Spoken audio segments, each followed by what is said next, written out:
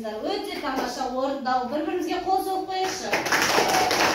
Мамандық, яғни профессия сөзі латын тілінен аударғанда жұрт алдында жариялау деген мағынаны білдіреді.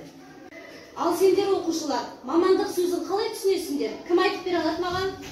Ой, жарайсыңдар. Арайлым айта қойшы.